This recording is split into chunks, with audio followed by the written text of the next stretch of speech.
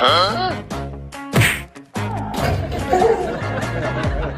out of touch on overtime.